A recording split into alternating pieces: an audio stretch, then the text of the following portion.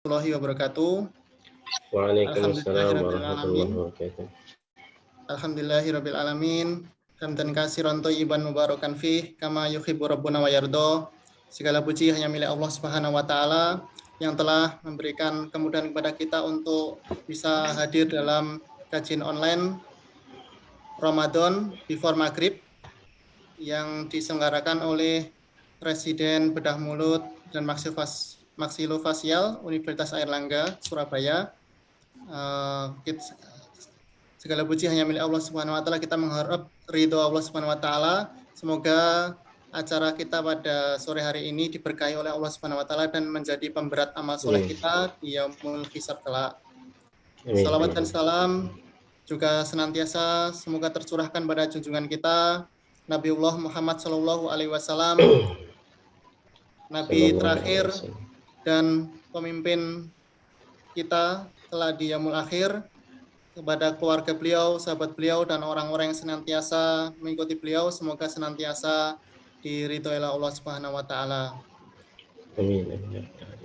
Pertama-tama kami sampaikan kepada seluruh peserta kajian pada sore hari ini untuk senantiasa mengikhlaskan niatnya, berharap bahwasannya menghadiri majelis ini untuk belajar dan untuk mengangkat kebodohan dalam hal agama, sehingga kita lebih bisa mengamalkan agama kita Islam dengan sebaik-baiknya. Kami bacakan susunan acara pada sore hari ini, yakni yang pertama adalah pembukaan. Kita awali acara kita pada sore hari ini dengan Bismillahirrahmanirrahim. Kemudian acara selanjutnya yakni ada tilawah, kemudian ada penyampaian materi oleh Ustadz dengan tema menuntut ilmu bagian dari jihad, kemudian tanya jawab hingga pukul 17.00 dan ditutup bersama. Untuk itu, agar tidak terlalu panjang, menginjak acara selanjutnya, yakni tilawah yang akan disampaikan oleh Dr. Gigi Birawa Virajati. Kepada beliau, waktu dan tempat kami persilakan.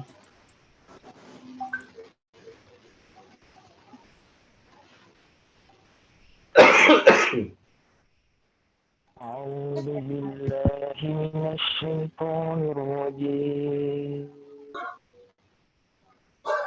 قل نزل روح القدس من ربك بالحق ليثبت الذين آمنوا وهدى وبشرى للمسلمين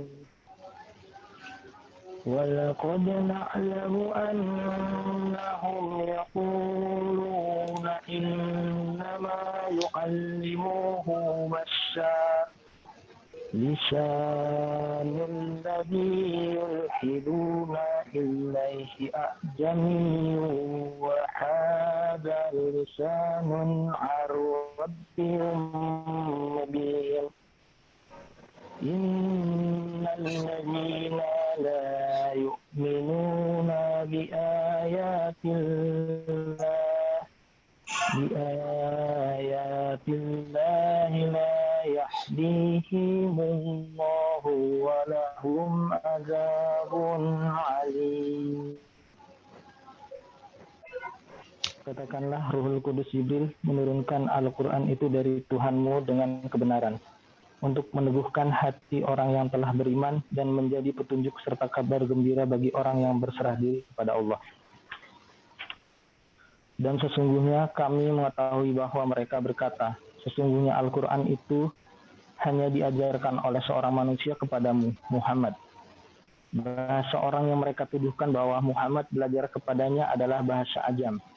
Padahal ini Al-Quran adalah dalam bahasa Arab yang jelas. Sesungguhnya orang yang tidak beriman kepada ayat-ayat Allah Al-Quran, Allah tidak akan memberikan petunjuk kepada mereka dan mereka akan mendapat azab yang pedih.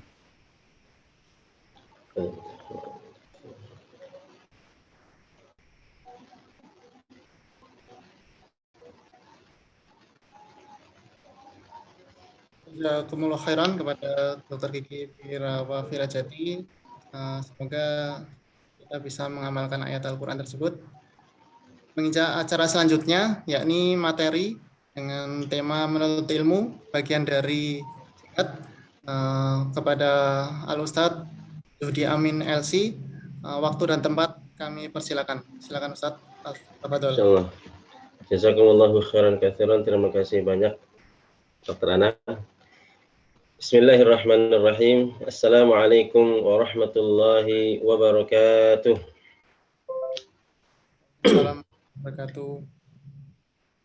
Alhamdulillahi rabbil alamin wa bihi nasta'inu ala umuri dunya waddin wassalatu wassalamu ala asyrafil anbiya'i wal mursalin wa ala alihi wa ashabihi wa man sara ala nahjihi wa iqtafa atharah wa tamassaka bi sunnatihi ila yaumiddin. Allahumma 'allimna ma yanfa'una wanfa'na bima 'allamtana warzuqna 'ilma. Rabbana shrah lana sudurana wa yassir lana umurana wahlul 'uqdatam min alsinatina yafqahu aqwalana. Amma ba'd. Yang kami hormati saudara-saudara kami, Masya Allah, para pejuang, para mujahid kesehatan. Barakallahu fikum jami'an. Alhamdulillah, bersyukur kepada Allah. Kemudian kami mengucapkan terima kasih kepada Dr. Anang dan teman-teman sekalian yang telah memberikan kesempatan kepada kami untuk memiliki teman-teman baru, saudara-saudara baru seiman. Semoga Allah Subhanahu wa taala memberkahi pertemuan ini. Dan subhanallah, sangat senang sekali. Izinkan kami sedikit memperkenalkan diri nih. Barangkali ada yang belum kenal. Nama saya Zuhdi Amin, muridnya Dr. Anang. Bisa dipanggil Zuhdi atau dipanggil Amin, nggak manggil juga nggak apa-apa. Asal saya dari Tegal, dan di Tegal ini alhamdulillah lumayan panas ini. Mohon maaf, jadi barangkali nanti sambil kipas-kipas. Tapi ini alhamdulillah dapat pinjaman tempat ini yang ada sedikit seriwing-seriwingnya. Sekali lagi kami alhamdulillah sangat bangga dan sangat bahagia mendapatkan saudara-saudara baru, dan ini sebagaimana yang dinasihatkan oleh para ulama termasuk Al-Hasan Al-Basri rahimahullahu taala untuk kita memperbanyak mencari teman-teman yang saleh. Dan ini salah satu di antara hikmah kita menghadiri majelis ilmu. Kita akan mendapatkan teman-teman yang saleh. Yang teman-teman saleh ini akan bermanfaat untuk dunia dan akhirat kita. Dan yang terpenting adalah manfaat akhirat kita. Al-Hasan Al-Basri rahimahullah pernah mengatakan, memberikan nasihat kepada kita, istakthiru minal asdiqa as-salihin. Perbanyaklah mencari teman-teman yang saleh. Kenapa? Fa inna lahumus syafa'ah yaumal qiyamah. Karena pada hari kiamat, teman-teman yang saleh ini akan memberi syafaat kepada kita pada hari kiamat kelak. Pada hari ketika kita sudah tidak ada lagi kesempatan untuk bisa beramal, untuk bisa beribadah, untuk bisa membekali diri lagi karena sudah terputus jalan untuk melakukan ibadah. Akan tetapi masih ada harapan untuk kita bisa tinggi lagi derajatnya atau selamat, diselamatkan oleh Allah Subhanahu wa taala dari panasnya api neraka waliyadzubillah. Di antaranya adalah dengan syafaat teman-teman yang saleh. Makanya di antara para ulama ada yang mereka senantiasa mengatakan kepada murid-muridnya, apabila kalian di akhirat kelak, kalian subhanallah dengan izin Allah, dengan rahmat Allah masuk ke dalam surga, kemudian kalian tidak mendapatiku di surga, maka carilah aku di neraka. Kemudian katakan kepada Allah, ya Allah, sesungguhnya kami kenal dengan fulan. Sesungguhnya dulu kami sholat bersama, kami puasa bersama. Selamatkanlah ia dari api neraka. Demikianlah Allah Subhanahu wa taala akan memberikan izin kepada kaum muslimin, kaum mukminin yang mereka ketika di dunia saling mencintai, saling menolong karena Allah Subhanahu wa taala. Maka kita berdoa sebagaimana Allah Tabaraka wa taala mengumpulkan kita di majelis ini, meskipun majelis online, kita tidak dalam satu tempat tapi dalam satu akidah insyaallah. Semoga Allah Subhanahu wa taala juga kelak akan mengumpulkan kita di surganya. Amin ya rabbal alamin. Teman-temanku, ini sudah dokter semua atau masih pada kuliah atau gimana nih, Dokter Anang? mayoritas dokter, Ustadz. Oh, Masya Ada Allah. beberapa jamaah umum mungkin bergabung juga ada. Masya Allah, Masya Allah. Terus dokter Semoga ada Allah yang memberkahi semuanya. spesialis juga, Ustadz. Subhanallah. Semoga Allah memberkahi semuanya. Baik, ikhwah yang dirahmati Allah Azza wa Jalla, kita bersyukur kepada Allah, memuji Allah Subhanahu wa taala, zat yang telah menciptakan kita, memudahkan segala urusan kita, menganugerahkan berjuta kenikmatan kepada kita. Setiap desah nafas, denyut nadi dan detak jantung yang kita rasakan menunjukkan betapa luas dan betapa melimpah karunia Allah yang Allah Tabaraka wa taala anugerahkan kepada kita. Dan alhamdulillah bersyukur kepada Allah, sampai hari ini Allah masih memperkenankan kita untuk menikmati keberkahan-keberkahan yang ada di dalam bulan Ramadan. Yang sekarang kita sudah sampai di hari yang keberapa ini? Sudah 25 ya? Apa masih 15 ini? 25 ya? 25, Ustadz. Nanti malam 25, sekarang 24. 6, Ustadz. Subhanallah, tanpa terasa sebentar lagi sudah lebaran. Kita berdoa semoga Allah Subhanahu wa taala menerima seluruh amal ibadah kita baik di dalam bulan Ramadan ini maupun di bulan-bulan berikutnya, dan semoga Allah Subhanahu wa taala memberikan kepada kita keistiqomahan untuk senantiasa berada di atas ketaatan hingga Allah mewafatkan kita dalam keadaan husnul khatimah insyaallah. Amin ya rabbal alamin. Salawat dan salam tidak lupa dan tidak bosan-bosannya kita sampaikan kepada junjungan Nabi yang mulia Muhammad Rasulullah sallallahu alaihi wasallam, manusia terbaik yang pernah Allah ciptakan di muka bumi ini, yang Allah jadikan sebagai nabi kita teladan sepanjang zaman, yang telah menyampaikan risalah, menunaikan amanah, dan berjihad di jalan Allah dengan sebenar-benar jihad, hingga beliau meninggalkan kita dalam keadaan terang benderang, malamnya laksana siang. Tidak ada satu kebaikan pun yang dapat menghantarkan kita ke surga Allah, kecuali beliau sallallahu alaihi wasallam telah menjelaskannya kepada kita. Dan tidak ada satu keburukan pun yang dapat mencampakkan kita ke neraka Allah waliyadzubillah, kecuali beliau sallallahu alaihi wasallam juga telah menjelaskannya kepada kita. Wassalawatu rabbina alaihi wa ala alihi wa man sara ala nahjih waqtafa atharah wa tamassaka bi sunnatihi ila yaumil liqa'ih.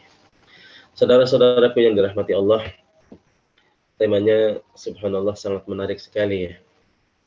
Apa tadi? Menuntut ilmu adalah bagian dari jihad. Dan kita semua sekarang ini insya Allah adalah sedang berjihad. Berjuang di jalan Allah Subhanahu wa taala. Ada satu hadis yang ingin kami bacakan. Hadis ini diriwayatkan dari salah satu istri Rasulullah sallallahu alaihi wasallam, di mana beliau Rasulullah sallallahu alaihi wasallam di setiap pagi setelah sholat subuh beliau membaca doa ini, dan semoga kita juga mengamalkannya. Satu doa yang sebenarnya menjadi bagian dari tawakal kita kepada Allah Subhanahu wa taala, kemudian menjadi target harian seorang muslim. Seorang muslim ketika hidup tentunya tidak seperti yang lainnya. Hidup asal hidup, bersikap asal bersikap, berbuat asal berbuat, tanpa ada tuntunan yang mengiringi perjalanan hidupnya. Nah, Rasulullah Shallallahu Alaihi Wasallam memberikan satu arahan dengan mengajarkan satu doa yang pada hakikatnya isi daripada doa ini adalah target yang seharusnya dijadikan oleh setiap muslim di dalam setiap harinya. Rasulullah Shallallahu Alaihi Wasallam berdoa. Hadits ini diriwayatkan oleh Imam Ahmad dan yang lainnya dari sahabat Ummul Mukminin Ummu Salamah radhiyallahu taala anha. Anna Nabiyya sallallahu alaihi wasallam kana idza asbaha qala. Apabila Rasulullah telah usai salat subuh, beliau membaca doa ini yang merupakan bagian dari rangkaian doa zikir pagi dan petang. Allahumma inni as'aluka ilman nafi'a wa rizqan thayyiba wa amalan mutaqabbala. Allahumma ya Allah, ini sesungguhnya aku as'aluka memohon kepadamu ilman nafi'a. Yang pertama adalah memohon ilmu yang bermanfaat. Kemudian yang kedua warizqan thayyiba, dan rezeki yang halal thayyib.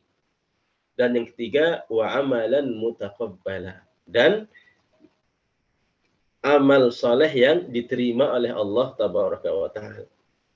Kalau kita renungkan, adakah target seorang muslim yang keluar dari 3 hal ini? Ilmu yang bermanfaat, rizki yang halal, dan amal yang diterima.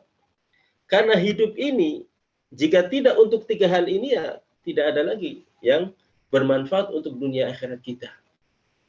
Dan kita lihat bahwasannya yang pertama kali yang ditekankan dan diajarkan oleh Rasulullah Sallallahu Alaihi Wasallam adalah kita memohon kepada Allah ilmu yang bermanfaat sebelum rizki yang halal dan amal yang diterima.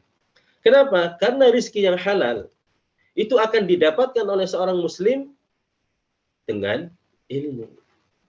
Demikian juga dengan amal.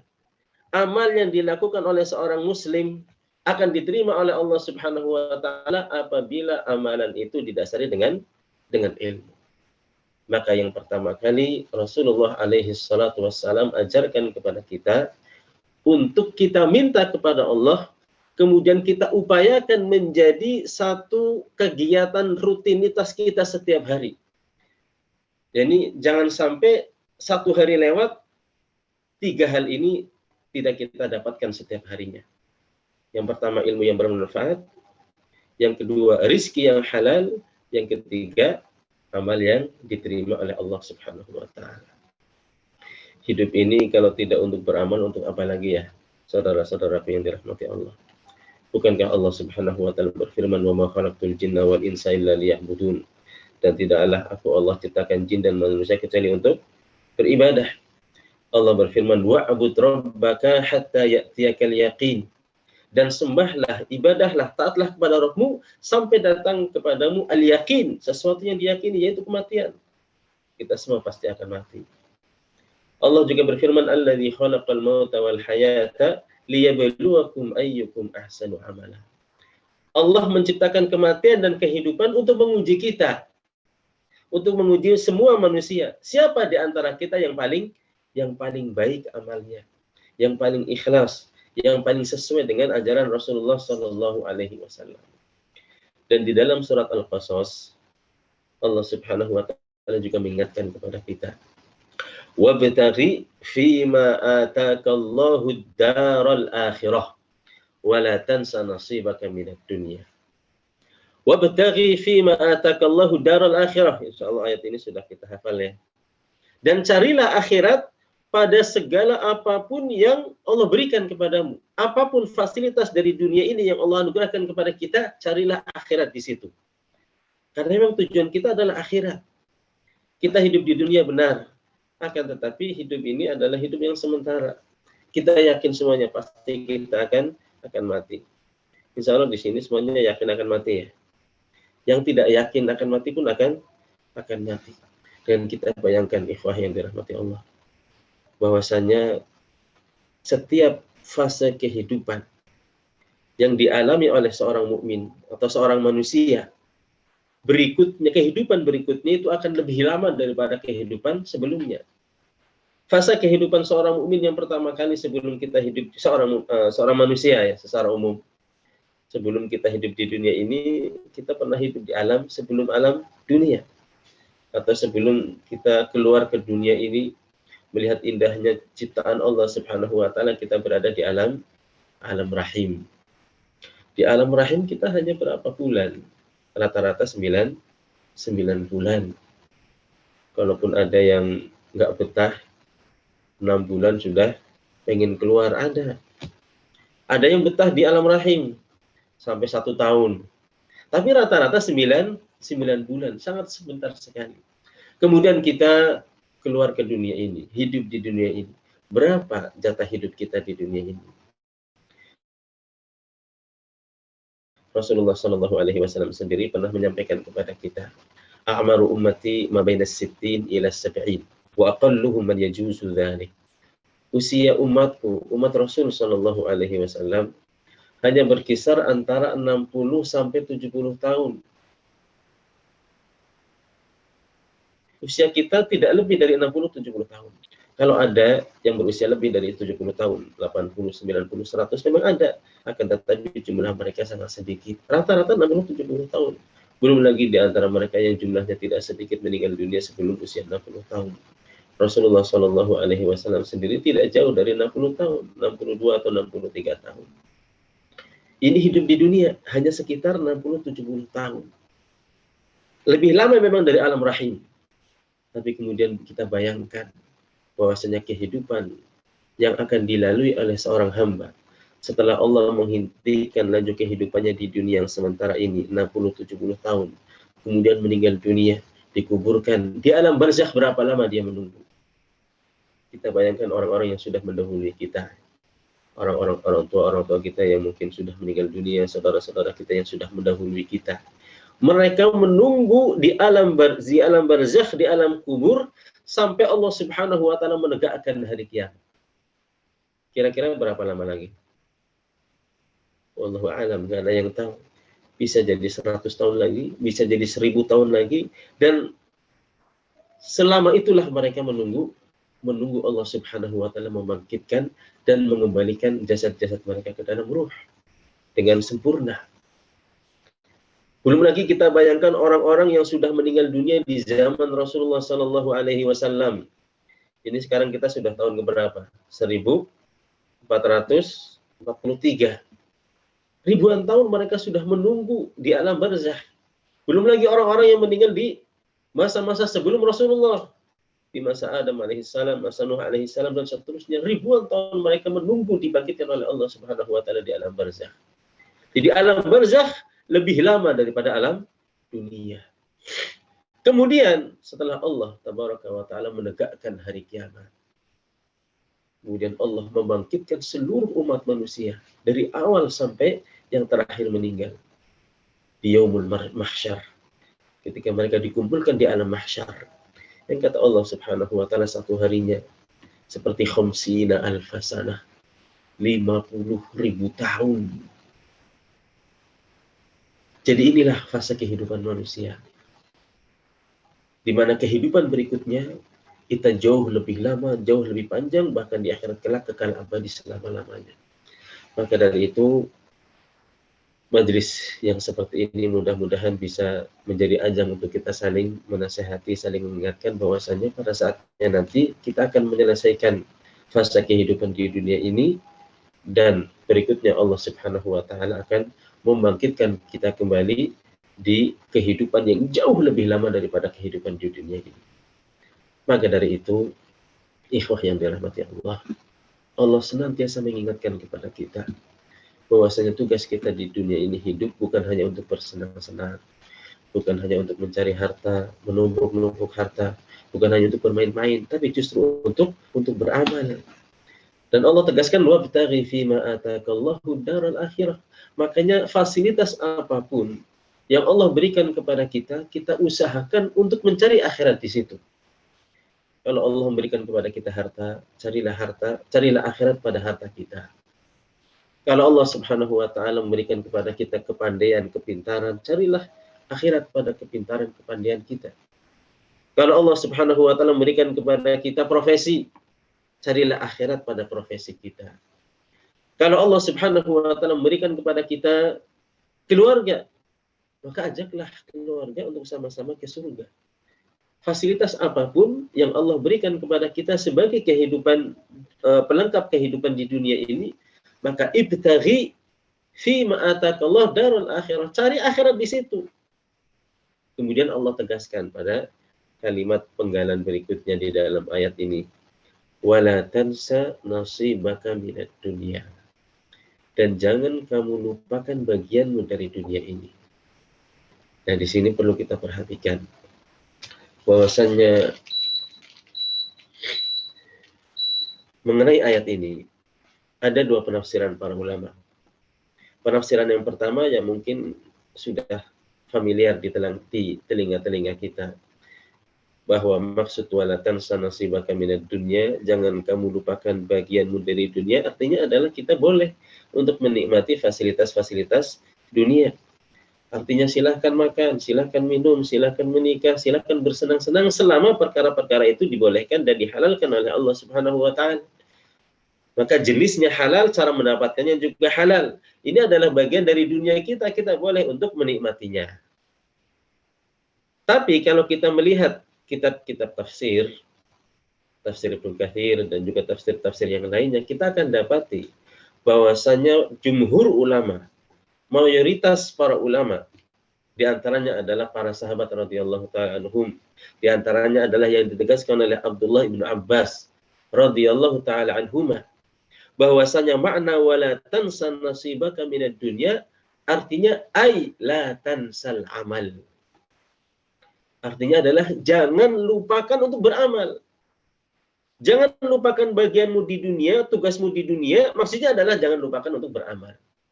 Karena sebenarnya tugas kita, atau bagian kita, atau urusan kita di dunia ini hanyalah untuk beramal. Karena itu para ulama mengatakan, ad-dunya mazra'atul akhirah. Dunia ini adalah tempat untuk bercocok tanam. Sementara panennya nanti di akhirat. Karena itulah kemudian Ali bin Abi Thalib radhiyallahu ta'ala anhu memberikan nasihat kepada kita bahwasanya irtahalatid dunya mudbiratan wartahalatil akhiratu muqbilatan wa likulli wahidatin minhuma banun fakunu min abna'il akhirah wa la takunu min abna'id dunya fa innal yawma 'amalun wa la hisab wa ghadan hisabun wa la 'amal. Bahwasanya dunia ini akan pergi menghilang, akan pergi meninggalkan kita. Sementara akhirat akan datang menjelang. Makanya kata beliau radhiyallahu taala anhu, kunu min abna'il akhirah, jadilah kita pengikut-pengikut akhirat. Jangan jadi pengikut-pengikut dunia. Kenapa? Fa innal yawma amalun wala hisab. Karena hari ini di dunia ini ada kesempatan untuk beramal.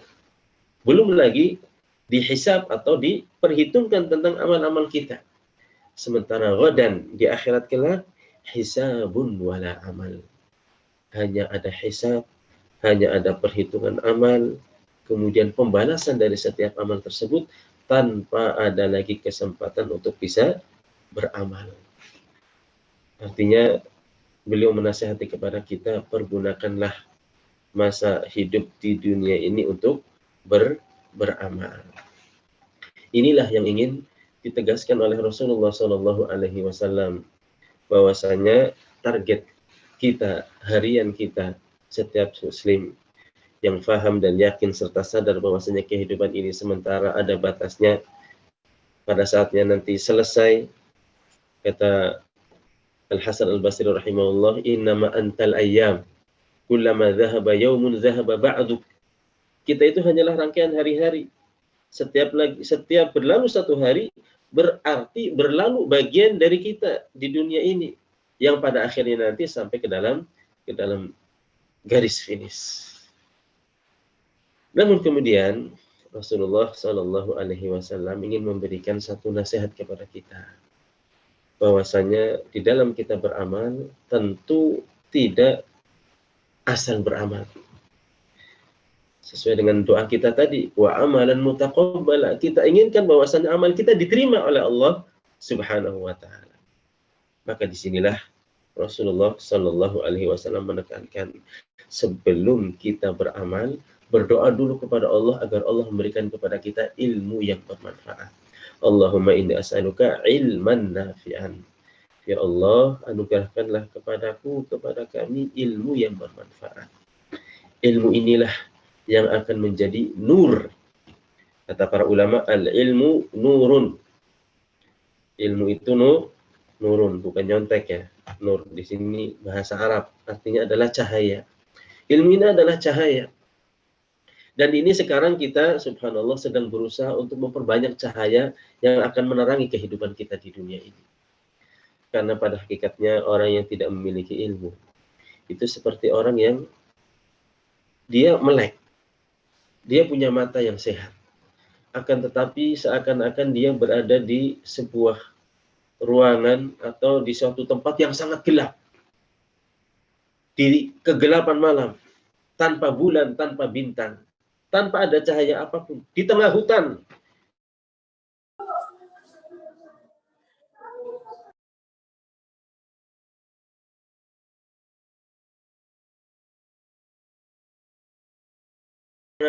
Bisa jadi di hadapannya ada binatang buas. Bisa jadi di samping kanan kirinya ada jurang yang salah langkah, satu langkah saja bisa jadi dia akan binasa. Bisa jadi di bawahnya ada binatang yang membahayakan dia dan seterusnya. Dia tidak tahu. Dia berada pada kegelapan dan berada pada bahaya yang mengancam. Itulah orang yang tidak memiliki ilmu. Sehingga dia tidak tahu kemana dia harus melangkah.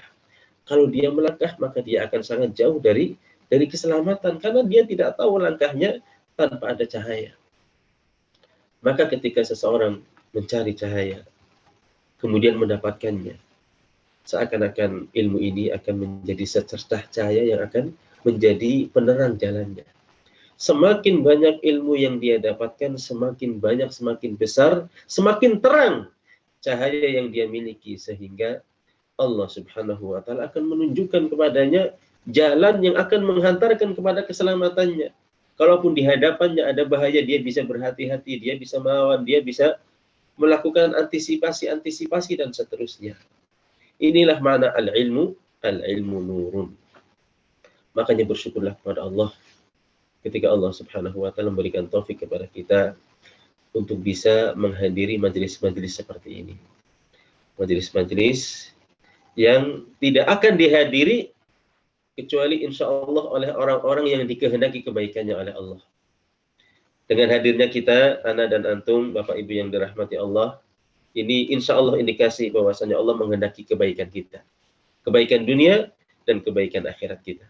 Rasulullah Shallallahu Alaihi Wasallam sendiri yang mengatakan, man yuridillahu bihi khairan yufaqihu fid din. Barang siapa yang Allah kehendaki kebaikan baginya, Allah akan jadikan ia faham dalam urusan agama. Allah akan jadikan hatinya cinta dengan ilmu. Allah akan jadikan hatinya cinta dengan orang-orang yang cinta ilmu.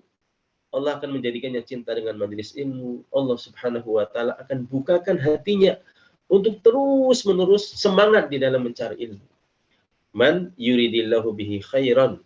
Barang siapa, ini secara umum siapa saja, laki-laki, perempuan, besar, kecil, kaya, miskin, profesi apapun, tapi ketika Allah menghendaki kebaikan bagi dirinya, Allah akan beri dia taufik untuk cinta dengan majelis-majelis yang dikatakan oleh Rasulullah Shallallahu Alaihi Wasallam sebagai taman-taman surga di dunia. Kata Rasulullah, "Idza marartum bi riyadil jannah fartahu." Apabila kalian melewati taman-taman surga, maka singgahlah di situ. Ketika ditanya apa yang dimaksud dengan taman-taman surga di dunia ini, wahai Rasulullah, kata Rasulullah Shallallahu Alaihi Wasallam, hilaqu dzikri, halaqah yang di situ disebutkan nama Allah Subhanahu wa Ta'ala, dibacakan ayat-ayat Allah, dibacakan hadis-hadis Rasulullah, dibahas tentang bagaimana caranya menjadi seorang muslim yang akan selamat dunia akhirat. Di dalam sebuah riwayat juga disebutkan majalisul ilmi, majelis ilmu. Dan inilah insya Allah jalan yang terdekat yang akan menghantarkan kita kepada kebahagiaan hakiki di dunia. Insya Allah kita semua berharap masuk surga. Dan satu-satunya jalan yang akan mendekatkan kita menuju surga adalah jalan ilmu. Sebagaimana Rasulullah SAW mengatakan, man salaka tariqan yaltamisu fihi ilman sahhalallahu lahu bihi tariqan ilal jannah. Barang siapa yang meniti sebuah jalan dalam rangka menuntut ilmu, Allah akan mudahkan baginya jalan menuju surga. Kalau kita ingin surga, maka ini caranya. Dengan ilmu. Dengan ilmu ini Allah Subhanahu wa Ta'ala akan membimbing. Karena ilmu ini akan melindungi kita, akan menjaga kita. Seseorang yang tanpa ilmu, maka dia akan melakukan apa saja. Dia akan berbicara, berucap apa saja. Tapi ketika memiliki ilmu, dia akan mikir-mikir, ini boleh atau tidak. Ketika mencari rezeki, ilmunya akan selalu memantaunya. Wahai fulan, ini kan nggak boleh. Ini loh yang boleh. Maka kemudian dia akan senantiasa dijaga oleh ilmu dengan penjagaan Allah Subhanahu wa Ta'ala. Saudara-saudaraku yang dirahmati Allah Tabaraka wa Ta'ala, dan jalan inilah yang akan mengangkat derajat kita. Kata Allah Subhanahu wa Ta'ala, yarfa'illahu alladhina amanu minkum walladhina utul ilma darajat. Allah akan mengangkat derajat orang yang beriman dan orang yang berilmu dengan derajat yang sangat tinggi. Makanya kita dapatkan orang-orang yang meskipun mohon maaf secara fisik atau secara status sosial itu rendah dibandingkan dengan orang-orang di sekitarnya, akan tetapi dengan ilmu Allah Subhanahu wa taala mengangkat derajatnya. Bukan hanya di akhirat, di dunia ini pun Allah Subhanahu wa taala sudah angkat derajatnya, namanya. Dan ini kisahnya sangat banyak kita dapatkan. Salah satu contoh yang mungkin kita juga pernah mendengarnya, seorang ulama tabi'in. Tabi'in itu artinya murid-muridnya para sahabat. Generasi terbaik kedua setelah para sahabat. Sebagaimana yang Rasulullah pernah sabdakan, khairun nasi qarni, thumma alladhina yalunahum, thumma alladhina yalunahum. Sebaik-baik generasi, sebaik-baik manusia, sebaik-baik umat Muhammad sallallahu alaihi wasallam adalah generasi Nabi Muhammad, yaitu para sahabat radhiyallahu anhum. Kemudian setelah mereka yaitu para tabi'in. Kemudian setelah mereka yaitu tabi'ut tabi'in. Tidak ada seorang ulama dari kalangan tabi'in, muridnya para sahabat, yang beliau sendiri mengatakan pernah belajar dari 200 sahabat radhiyallahu anhum. Kalau dilihat secara status sosial dan dilihat secara fisik, maka insya Allah sepakat. Mohon maaf kalau bahasa tidak sopannya ya jelek atau nggak ada lah yang mau melirik. Karena secara fisik ini insya Allah bukan ghibah yang terlarang, akan tetapi hanya untuk menyampaikan ilmu.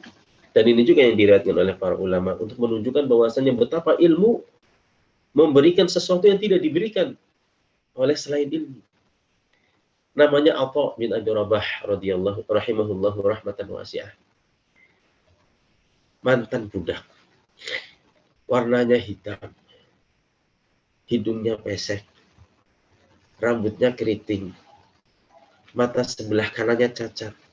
Dan kaki kanannya juga pincang. Pendek, subhanallah. Jadi kalau kita bayangkan orang seperti itu, kira-kira ada nggak wanita yang melirik?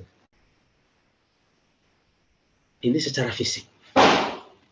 Akan tetapi subhanallah, Allah Subhanahu wa taala mengangkat derajat Atha bin Abi Rabah rahimahullahu taala rahmatan wasi'ah, sehingga kaum muslimin tunduk kepada dia, tunduk pada fatwa-fatwanya, belajar kepada beliau, sehingga Amirul Mukminin pada saat itu Abdul Malik rahimahullahu taala itu sangat menghormati Atha bin Abi Rabah, sehingga ketika Atha bin Abi Rabah didatangi oleh Amirul Mukminin, seorang raja datang kepada dia bertanya.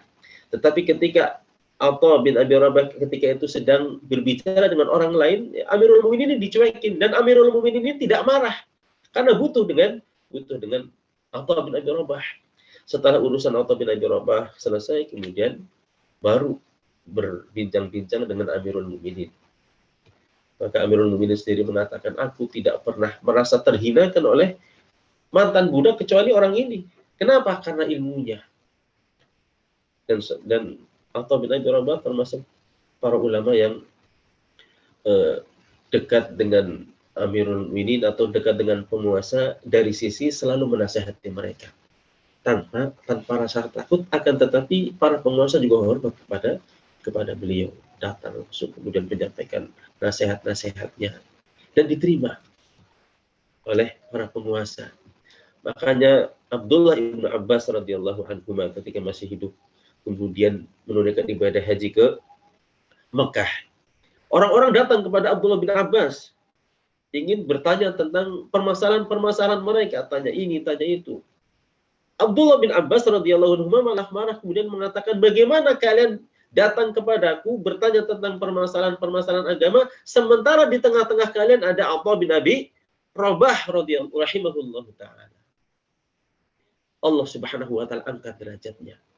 Allah jadikan dia menjadi alimul ulama, alimnya para ulama di zaman tabi'in. Dan demikianlah kita akan dapati orang-orang yang akan mendapatkan derajat yang tinggi di dunia maupun di akhirat kelak karena ilmu. Ilmu inilah yang akan menghantarkan seorang muslim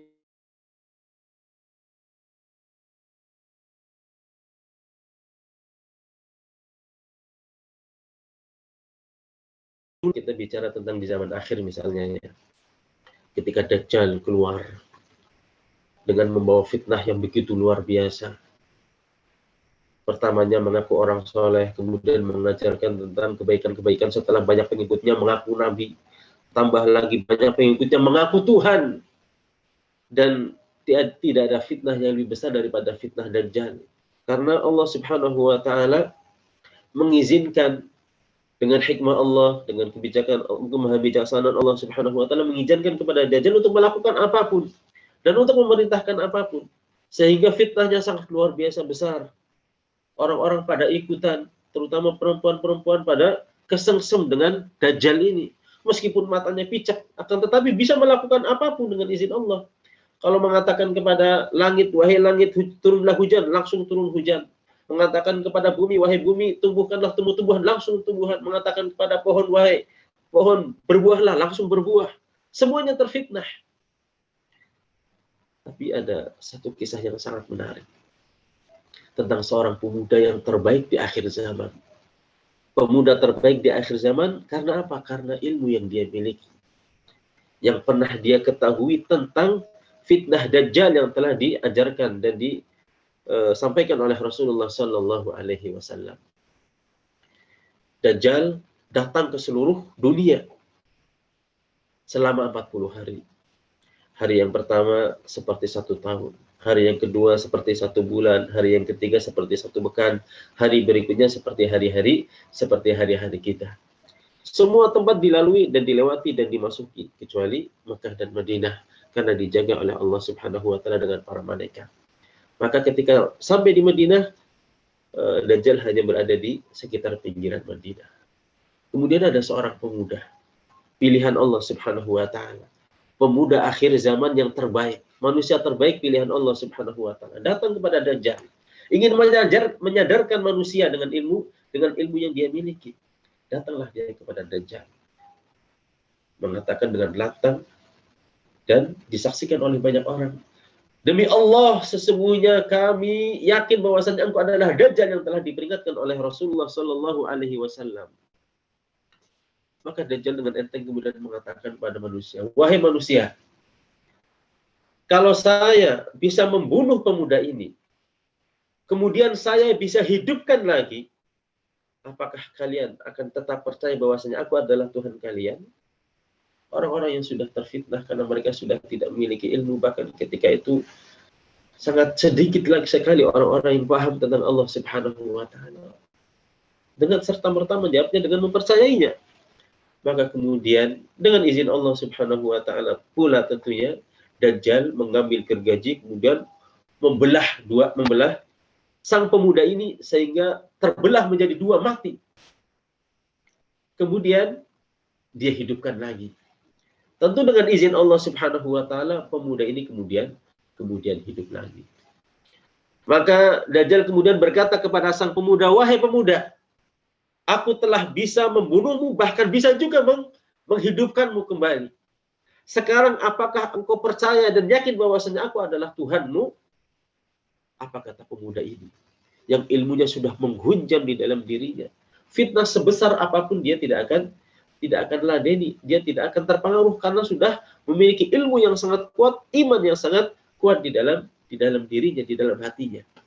Maka dengan sangat tegas lantang dia mengatakan, demi Allah, sekarang saya tambah semakin yakin bahwasanya engkau adalah Dajjal yang sudah diperingatkan oleh Rasulullah Sallallahu Alaihi Wasallam. Dan jika engkau berusaha lagi untuk membunuhku, niscaya Allah tidak akan mengizinkannya. Maka berusaha Dajjal membunuh lagi dengan izin Allah Subhanahu wa taala tidak bisa karena karamah dan izin Allah Subhanahu wa taala kepada orang ini. Bagaimana orang ini tahu bahwasanya itu adalah Dajjal? Dengan ilmu. Dan inilah ikhwah yang dirahmati Allah. Fitnah-fitnah yang sangat banyak yang ada di dalam kehidupan kita. Banyak orang tidak tahu bahwasanya itu adalah fitnah karena tidak tahu ilmunya. Maka kaitannya dengan amal dan kaitannya dengan jihad. Jihad itu artinya adalah perjuangan. Menuntut ilmu adalah bagian dari jihad yang sangat besar. Menuntut ilmu mengajarkannya adalah jihad yang sangat besar. Dan ini bukan kita yang mengatakannya, Allah Subhanahu wa taala yang mengatakannya, Rasulullah sallallahu alaihi wasallam yang menjelaskannya. Ketika Rasulullah sallallahu alaihi wasallam berada di Mekah, dan tentu di Mekah itu belum lagi ada turun ayat-ayat tentang perintah berjihad dengan pedang. Tapi salah satu ayat yang turun di dalam surat Al-Furqan, Allah Subhanahu wa taala berfirman, "Fala tuti'il kafirin." Wahai Muhammad, jangan engkau taati orang-orang kafir itu. Wajahidhum bihi jihadan kabira. Dan jihadilah mereka bihi, dengannya. Maksudnya dengan apa? Dengan Al-Qur'an. Dengan ilmu. Jihadan kabira, sebagai jihad yang sangat besar. Jadi jihad itu memang ada dua. Ada jihad bisayfi wassinan, ada jihad bil lisani wal bayan. Jihad dengan senjata, dengan tombak, dengan pedang, dengan senjata-senjata yang bisa dimiliki untuk membunuh kaum orang-orang yang tidak percaya dengan Allah Subhanahu wa taala, yang memerangi kita dari kalangan orang-orang kafir. Ada jihad dengan lisan, dengan penjelasan. Dan di zaman kita, sebagaimana nasihat para ulama, jihad yang terbesar adalah jihad dengan ilmu. Karena sebenarnya tujuannya sama. Ketika kaum muslimin berjihad dengan pedang dan kaum muslimin berjihad dengan lisan, tujuannya apa? Untuk menyebarkan agama Islam, untuk meninggikan kalimat Allah, untuk menunjukkan kepada manusia bahwasanya inilah agama satu-satunya yang diridhai oleh Allah Subhanahu wa taala. Maka jihad dengan pedang, jihad dengan senjata tanpa didasari dengan ilmu, maka akan menjadi kebinasaan untuk orang-orang yang melakukannya dan orang-orang yang diperangi, karena orang-orang jihad tanpa ilmu. Maka jihad yang paling utama adalah dengan ilmu. Sehingga Rasulullah sallallahu alaihi wasallam di dalam sebuah hadis yang dihasankan oleh para ulama, beliau mengatakan sallallahu alaihi wasallam, "Man kharaja fi talabil ilmi fahuwa fi sabilillah hatta yarji." Barang siapa yang keluar untuk mencari ilmu, sesungguhnya dia berada di jalan Allah. Dia sedang berjuang fi sabilillah hatta yarji, sampai dia pulang lagi. Jadi kita ini dianggap oleh Rasulullah sallallahu alaihi wasallam sedang berjihad di jalan Allah. Kalaupun ada di antara kita yang kemudian diwafatkan oleh Allah Subhanahu wa taala di jalan ilmu, insya Allah kata para ulama, dia dianggap seperti orang yang meninggal dunia di medan perang jihad fisabilillah. Makanya Abu Darda radhiyallahu taala anhu itu pernah mengatakan kepada kita, barang siapa yang tidak menganggap bahwasannya orang yang pergi di pagi hari atau pergi di sore hari dalam rangka menuntut ilmu, barang siapa yang menganggap itu bukan jihad di jalan Allah, faqad naqasa aqluhu wa ra'yuhu. Berarti akalnya error. Berarti apa? Dia kurang waras. Barang siapa yang menganggap bahwasannya orang yang menuntut ilmu itu bukan jihad, kata beliau radhiyallahu taala anhu, akalnya tidak beres. Karena memang ini hakikat daripada jihad, ayyuhal ikhwah hafizani wa hafizakumullah. Kita ini sedang berjihad. Berjihad melawan fitnah, berjihad melawan kebodohan, berjihad melawan kejahilan dengan ilmu ini. Yang dengan ilmu ini Allah Subhanahu wa taala akan mengangkat derajat-derajat kita. Dengan ilmu ini Allah Subhanahu wa taala akan bisa memahamkan dan mencerahkan seluruh umat manusia dengan satu pemahaman, satu keyakinan, satu kesadaran bahwasannya manusia tidaklah diciptakan di dunia ini kecuali untuk menghambakan diri kepada Allah Subhanahu wa taala. Dan bisa jadi jihad dengan ilmu ini memiliki efek atau pengaruh yang jauh lebih besar daripada jihad dengan pedang.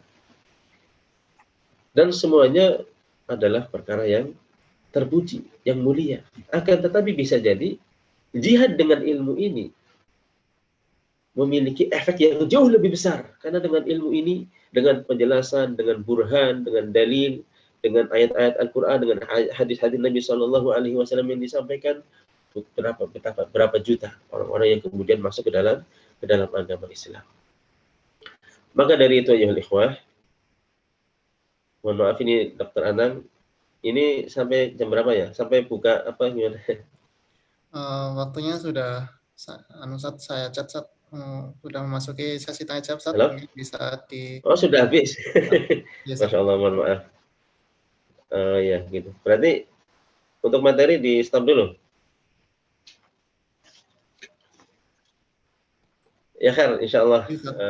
kita bisa lanjutkan dengan Mungkin tanya jawab. Intinya adalah mungkin kesimpulannya bahwasanya apa yang kita lakukan sekarang ini insya Allah merupakan bagian dari jihad di jalan Allah dan sangat mulia sekali apa yang kita lakukan dan akan membawa kepada kemuliaan dunia akhirat kita. Tidak ada satu profesi yang jauh lebih besar, jauh lebih tinggi, jauh lebih mulia daripada profesi orang-orang yang menuntut ilmu dan berusaha untuk mengajarkannya. Antum bayangkan satu hadis terakhir yang ingin kami bacakan. Rasulullah Shallallahu Alaihi Wasallam bersabda, Inna Allah wa malaikatahu wa ahlus samawati wa ahlul ard la yusalluna ala muallimin nas al khairan. Orang yang mengajarkan kebaikan kepada orang lain itu akan mendapatkan salawat dari Allah. Kalau salawat dari Allah maksudnya adalah Allah memberikan rahmat dan keberkahan. Kemudian akan mendapatkan doa dari para malaikat, dari penghuni langit, penghuni bumi. Kata Rasulullah, hatta al-hitan fil bahr, sampai pun ikan-ikan yang ada di lautan. Wa hatta namlah fi juhriha, bahkan semut-semut yang ada di dalam rumah-rumah mereka mendoakan agar Allah Subhanahu wa taala mengampuni orang-orang yang memiliki ilmu, orang-orang yang mengajarkan kebaikan kepada orang lain. Maka semoga Allah Subhanahu wa taala menjadikan kita termasuk di antara hamba-hambanya yang istiqamah di atas ilmu, di atas jalan, di atas ketaatan kepada Allah Subhanahu wa taala sampai Allah ketika menghentikan laju kehidupan kita di dunia ini, kita tetap berada di atas ilmu yang benar, kita tetap berada di atas ketaatan kepada Allah dan Allah mewafatkan kita dalam keadaan husnul khatimah. Amin ya rabbal alamin. Wallahu taala alam bisawab. Mungkin materinya kita cukupkan sampai di sini. Barangkali ada yang ingin disampaikan atau ada yang ingin ditanyakan, insya Allah kita coba diskusikan. Wassallallahu ala nabiyina Muhammad wa ala alihi wasahbihi wasallam. Alhamdulillahirabbil alamin. Jazakumullah khairan, Ustaz, atas ilmu yang sudah disampaikan, sangat bermanfaat sekali. Semoga kita senantiasa diberikan al-ilmun nafi'ah, ilmu yang bermanfaat dan bisa mengamalkannya. Ada beberapa pertanyaan, Ustaz, yang masuk. Mohon izin menanyakan. Assalamualaikum, Ustaz. Bagaimana kedudukan seorang suami yang sedang bekerja untuk keluarga hingga jarang bertemu keluarga karena pekerjaannya? Apakah termasuk jihad? Ya, Masya Allah, barakallahu fiik. Ya, jihad itu kan artinya adalah perjuangan ya, dan setiap kita berjuang sesuai dengan kapasitas kita masing-masing. Karena itu ketika Allah Subhanahu wa taala memerintahkan kepada kita untuk menjadikan segala aktivitas ibadah itu adalah perkara yang bukan tidak mungkin atau bukan mustahil. Karena ibadah itu pada hakikatnya bukan hanya sholat, bukan hanya puasa, bukan hanya membaca Al-Quran, bukan hanya sedekah. Tapi secara umum ibadah itu adalah ismun jami'un likulli ma yuhibbuhu Allah wa yardahu minal aqwali wal af'al al-zahirah wal batinah. Jadi ibadah itu artinya satu nama yang mencakup segala sesuatu yang dicintai dan diridhai oleh Allah Subhanahu wa taala. Baik itu berupa ucapan maupun perbuatan, yang nampak maupun yang tidak nampak, yang lahir maupun yang batin, itu adalah ibadah. Makanya selama sesuatu yang dilakukan oleh seseorang itu membuahkan keridhaan dari Allah Subhanahu wa taala, itu akan bernilai menjadi ibadah. Seorang suami yang bekerja, yang harus menghidupi istrinya dan anak-anaknya, itu adalah kewajiban yang Allah Subhanahu wa taala wajibkan. Ketika seorang suami meniatkan di dalam mencari rizki yang halal, mencari ma'isyah, bahwasanya ini adalah bagian dari ibadah, bagian dari perintah Allah, menunaikan perintah Allah Subhanahu wa taala, maka akan menjadi ibadah. Makanya disinilah saudara-saudaraku yang dirahmati Allah Subhanahu wa taala, bedanya antara aktivitas-aktivitas atau rutinitas yang dilakukan oleh orang yang memiliki ilmu dan orang yang tidak memiliki ilmu. Kata para ulama, ibadatul awam adat wa adatul ulama ibadat. Orang-orang awam ketika melakukan rutinitas biasa yang sebagai rutinitas biasa tidak dianggap sebagai ibadah karena tidak punya niat untuk menjadikannya sebagai ibadah. Bahkan di dalam melakukan ibadah pun bisa jadi menjadi satu yang rutinitas. Kenapa? Karena banyak di antara mereka melakukannya hanya ikut-ikutan. Ya, orang sholat ya sholat, orang ikut puasa ya puasa, tanpa berusaha untuk memahami esensi daripada ibadah-ibadah yang sedang dia lakukan. Maka bisa jadi bahkan ibadah yang dilakukan oleh orang awam menjadi rutinitas biasa. Tetapi orang-orang yang memiliki ilmu, jangankan ibadahnya, bahkan rutinitas-rutinitas duniawinya itu akan bernilai ibadah karena memiliki ilmu. Sehingga ketika melakukan aktivitas apapun dia niatkan. Kan kata Rasulullah, innamal a'malu binniyat. Amalan itu tergantung dengan niatnya. Kalau amalan rutinitas duniawi yang hukum asalnya adalah mubah tanpa ada pahala dosa, tapi kalau diniatkan untuk ibadah akan bisa bernilai menjadi ibadah. Dengan catatannya itu diniatkan untuk beribadah kepada Allah, kemudian berusaha untuk melakukannya sesuai dengan arahan-arahan yang telah digariskan oleh Allah dan oleh Rasulullah SAW. 24 jam seorang muslim hidup itu sudah diajarkan caranya oleh Rasulullah, dari mulai bangun tidur sampai tidur lagi itu bisa dikemas dalam fikih ibadah semuanya. Bangun tidur ada doanya, sebelum tidur ada doanya, mau masuk kamar mandi ada doanya. Semua kehidupan kita sebenarnya sudah ada contohnya dari Rasulullah, sehingga bisa kita kemas menjadi bagian dari ibadah. Kaitannya dengan seorang suami tadi, bisa untuk menjadikan sesuatu ini sebagai rutinitas biasa menjadi ibadah apabila diniatkan dengan ibadah.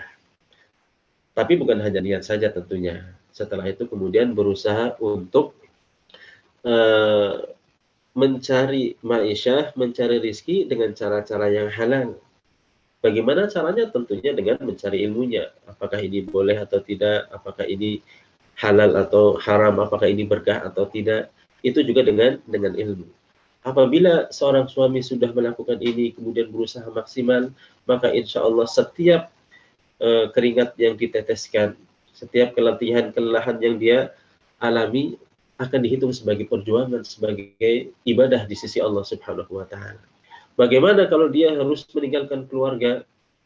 Kalau memang tuntutan dari kerjaannya adalah seperti itu, ya hukum asalnya bahwasanya kewajiban seorang suami itu terhadap keluarga itu kan menafkahi lahir dan batin.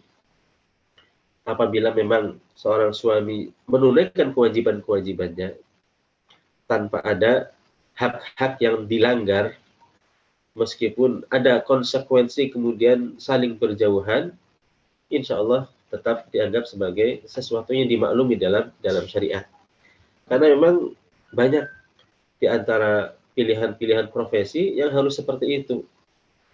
Kalaupun kita boleh memilih, tentu kita inginnya memilihnya ya bisa kerja di rumah bersama keluarga, tapi harta juga tidak kekurangan.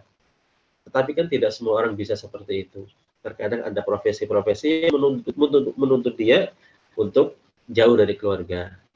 Maka di sini intinya adalah dia berusaha untuk menunaikan hak-hak yang harus didapatkan oleh istri, harus didapatkan oleh anak-anak, terutama juga kewajiban sebagai seorang muslim kepada Allah Subhanahu wa Ta'ala. Maka insya Allah apa yang dia lakukan akan bernilai ibadah dan akan menuai keberkahan dari Allah Subhanahu wa Ta'ala. Wallahu a'lam bishawab.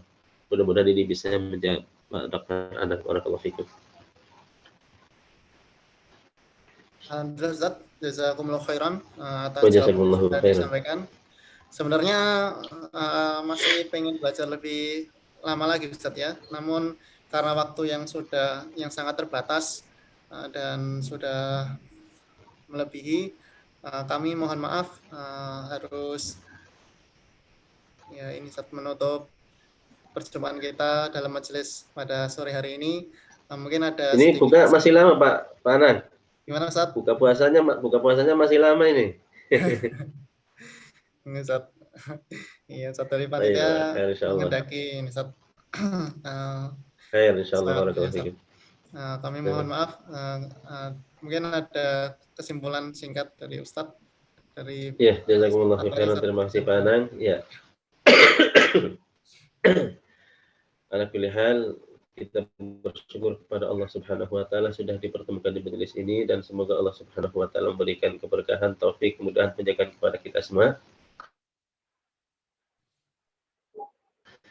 Sebagai kesimpulannya, bahwasanya Allah Subhanahu wa taala dan Rasulullah sallallahu alaihi wasallam menginginkan kita hidup di dunia ini terus berjuang. Bahwasanya hidup di dunia ini adalah bahwasanya hidup di dunia ini perlu bekerja keras, karena memang dunia ini adalah tempat untuk beramal. Dunia adalah tempat untuk beramal, sementara untuk istirahat adalah di akhirat kelak. Maka kita perlu banyak bekal untuk bisa menjalani kehidupan dunia ini, sehingga kita tetap terus berada di jalan yang akan menghantarkan kita kepada keridhaan Allah Subhanahu wa taala. Dan bekal itu maksudnya adalah ilmu. Jangan pernah bosan, jangan pernah berhenti untuk mencari ilmu. Karena yang mencari saja belum tentu mendapatkan, kadang apalagi yang tidak mencari. Yang mendapatkan belum tentu bisa paham, apalagi yang tidak mendapatkan. Yang paham belum tentu bisa mengamalkan, apalagi yang tidak paham. Yang mengamalkan pun terkadang belum tentu bisa diterima, belum tentu bisa benar, apalagi yang tidak mengamalkan. Artinya orang yang jauh dari ilmu itu sangat jauh dari kebenaran di dalam beramal. Makanya para ulama mengatakan, man abadallah bi ghairi ilmin afsada aktsar mimma yuslih. Barang siapa yang beribadah kepada Allah tanpa ilmu, maka dia akan lebih banyak berbuat kerusakan daripada berbuat kebaikan dan kebenaran. Yang ada adalah kalau seandainya apa yang dilakukan benar, itu kebetulan, bukan benar-benar betul. Maka sekali lagi, mari kita terus-menerus semangat untuk mencari ilmu. Dan yakinilah bahwasanya ilmu inilah yang akan mengangkat derajat kita di dunia maupun di akhirat kelak. Profesi apapun kita yang kita jalani dan kita pilih sebagai kendaraan kita untuk hidup di dunia ini, jadikanlah profesi ini sebagai sarana untuk meraih keridhaan Allah Subhanahu wa taala. Kemudian jangan lupa, kalau kita semangat untuk mencari ilmu dunia, semangat untuk mencari ilmu yang akan menjadikan kita punya banyak harta misalnya, jangan lupa untuk kita juga semangat mencari ilmu yang akan menjadikan kita bisa meraih, mengais, mengumpulkan pahala sebanyak-banyaknya. Jadi ini adalah tujuan utamanya kita. Maka yang terpenting juga adalah kita berdoa kepada Allah, karena apapun yang akan kita dapatkan, yang kita alami, semuanya adalah dari Allah Subhanahu wa taala. Yang terakhir, kata Ibnu Qayyim rahimahullah, "Idza kana at-tawfiq biyadillah la biyadil 'abdi fa miftahuhu ad-du'a wa sidqul luju'i war-raghbatu ilaih." Jika memang taufik, hidayah itu ada di tangan Allah, bukan di tangan kita, maka kunci untuk mendapatkan adalah dengan berdoa. Terus-menerus kita berdoa kepada Allah, mendekat kepada Allah Subhanahu wa taala agar Allah memberi taufik, memberi hidayah, memberi petunjuk, memberi bimbingan, sehingga Allah Subhanahu wa taala menjadikan kita termasuk di antara muslim yang istiqamah di atas ilmu yang benar, istiqamah di atas ketaatan, istiqamah di atas ibadah, sampai Allah Subhanahu wa taala kemudian mewafatkan kita dan insya Allah mengumpulkan kita semua, ana dan antum, di surganya kelak. Amin amin ya rabbal alamin. Ini saja yang mungkin bisa kami sampaikan, mudah-mudahan ada manfaatnya, kurang lebihnya mohon maaf, dan semoga Allah Subhanahu wa taala bisa memberkahi kita semua dimanapun kita berada. Barakallahu fikum jami'an. Terima kasih Pak Dr. Adang dan teman-teman yang lainnya. Jazakumullahu khairan katsiran. Amin amin ya rabbal alamin. Terima kasih Ustaz atas doa yang sudah disampaikan. Kita berharap majelis pada sore hari ini diberkahi Allah Subhanahu wa taala dan memperberat amal soleh kita di yaumul akhir kelak. Semoga kepada seluruh jamaah atau residen yang sedang menempuh pendidikan spesialis diberikan kemudahan dan pendidikannya diperlancar. Amin. Dan bisa menjadi bedah mulut yang mulia di dunia dan akhirat. Kita juga berharap semoga bagi yang sedang dalam kesulitan diberikan kemudahan dalam urusannya, yang sedang mungkin sedang sakit segera diberikan kesembuhan dengan sakitnya, yang sedang mungkin dalam kesulitan rezeki diberikan kelancaran dalam rezekinya, dan semoga yang dalam masalah diberikan jalan keluar terhadap masalah-masalahnya. Kita akhiri majelis kita pada sore hari ini dengan doa kafaratul majelis.